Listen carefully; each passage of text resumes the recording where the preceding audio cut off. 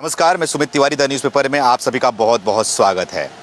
मध्य प्रदेश के नीमच से विधायक दिलीप सिंह परिहार जी हमारे साथ में जुड़ गए हैं। आइए उनसे बातचीत का सिलसिला शुरू करते हैं। सर, आपका हमारे चैनल में बहुत बहुत स्वागत है। सुमित जी नमस्कार, आपके चैनल को भी बहुत बधाई कि आप अंतिम पंक्ति के विधायक से बात कर रहे हैं। अच्छा। तो मन में बड़ा अच्छा लग रहा है कि भोपाल से चलकर जो नीमच अंतिम पंक्ति में है, अच्छा। जिसके लिए दीनदयाल जी कहते हैं चलो जलाएं दीप वहाँ जहाँ अभी भी अंधेरा है, तो हम भी सरकार की योजनाओं का लाभ गरीबों को पहुँचाने का काम कर रहे हैं। अच्छा। निश्चित ही भारतीय जनता पार्टी के सेवक हैं हम, और जनता ने हमें एक बार नहीं 3 बार चुनकर भारतीय जनता पार्टी की चौपाल नीमच से भोपाल भेजा है।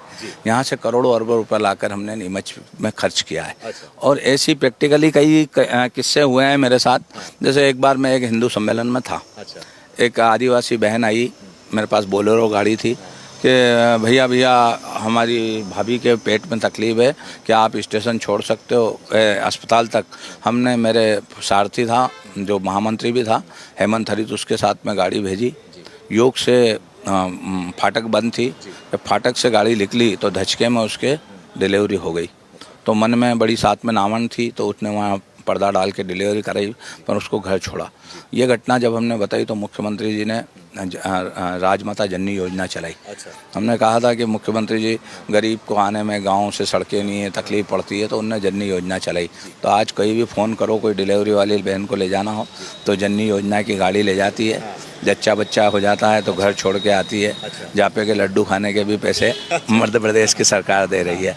तो निश्चित ही ये कभी कभी इस प्रकार की योजनाओं से जन्म होता है। जैसे आज पेड़ बहुत काटते थे अपन, वृक्ष हर आदमी काट के चूल्हे में जलाता था, होटलों पे पेड़ कटते थे और जलते थे।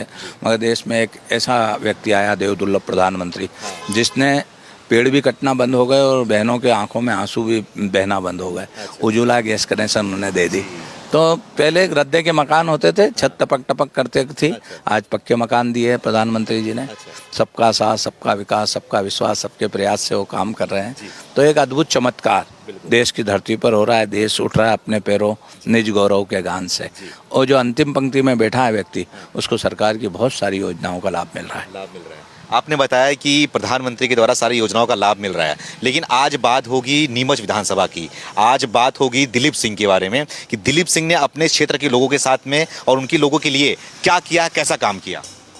2003 में मैं संघ का स्वयंसेवक था, मुझे इधर भारतीय जनता पार्टी में भेजा गया। अच्छा। तब से मैं काम कर रहा हूँ। अच्छा। तो मैंने क्षेत्र की जनता के लिए सभी सुविधाएं हमारे लाडले मुख्यमंत्री जी से, चाहे उमा जी रही हो, बाबूलाल जी रहे हों, चाहे शिवराज सिंह जी चौहान साहब है, तो उनसे हमने यहाँ उनको समस्याएं बताई, उनने समाधान किया।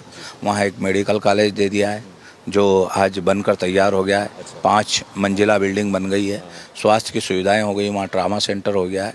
जिला चिकित्सालय में बच्चों के लिए आईसीयू वार्ड हो गए हैं। बहुत सारे काम नीमच में स्वास्थ्य के संबंध में हुए। फिर एक सबसे बड़ा काम तो ये कर दिया है कि 5 लाख का आयुष्मान कार्ड हर गरीब की जेब में डाल दिया है। कोई भी गंभीर बीमारी हो तो आप जाके इलाज कराओ, 5 लाख रुपए तक का इलाज एटीएम आपके जेब में डाला है। ये भारतीय जनता पार्टी की वजह से डाला है।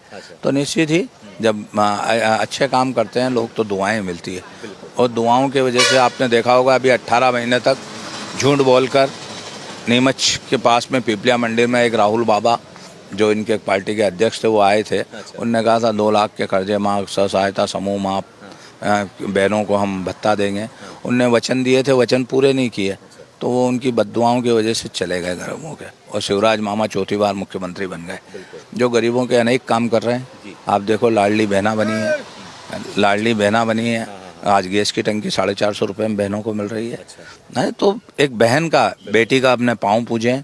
बिल्कुल, बेटी को आने दो, बेटी है तो कल है। पहले बेटियों की संख्या बहुत कम हो गई थी। अच्छा। क्योंकि बेटियों के माता पिता को लगती थी कैसे पढ़ाएंगे, कैसे शादी करेंगे। आज मुख्यमंत्री तीर्थ दर्शन यात्रा चल रही है, बुजुर्ग तीर्थ दर्शन करके आ रहे हैं। हवाई चप्पल पहनने वाला बुजुर्ग हवाई जहाज में बैठ के जा रहा है।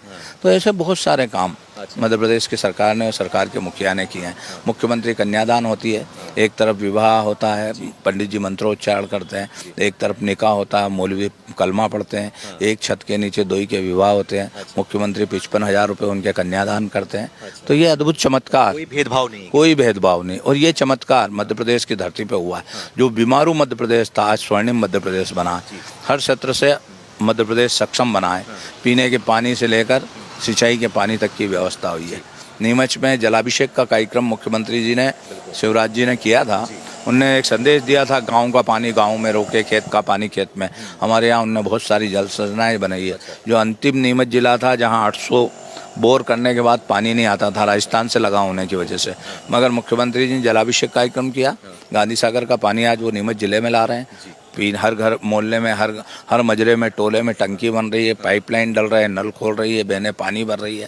पहले बेवड़े रख के लाते थे, हैंडपम्प चलाते थे, बीमारी होती थी। तो ऐसे अनेक काम जिसकी हम कल्पना नहीं कर सकते थे, वो इन 5 सालों में, लगभग 10-15 सालों में हुए हैं।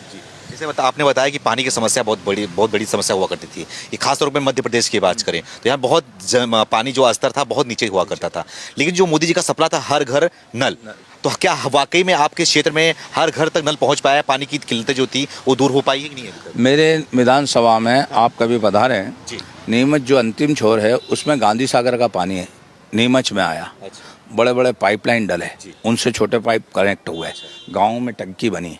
गांव में से टंकी में से हर मोहल्ले में, मोहल्ले में, हर गली में पानी की पाइपलाइन डली है और वहाँ नल लगे हैं। नल खोल के बहन बेटी आजकल पानी ले रही है। और अभी कुछ स्थानों पे बनना बाकी, मगर पूरा नीमच विधानसभा का एक भी मजरा टोला इससे वंचित रहने वाला नहीं है, क्योंकि पानीदार मुख्यमंत्री शिवराज सिंह चौहान नर्मदा का पानी सिपरा में ले गए। वो तो पानीदार ही हुआ ना, कि जिसने कभी दिग्विजय सिंह कहा था कि ये पानी पहुँच नहीं सकता है, हथेली पे सरसों उगाना और नर्मदा का पानी मालवा में ले जाना, मगर उस सपने को माननीय मुख्यमंत्री जी ने पूरा किया है।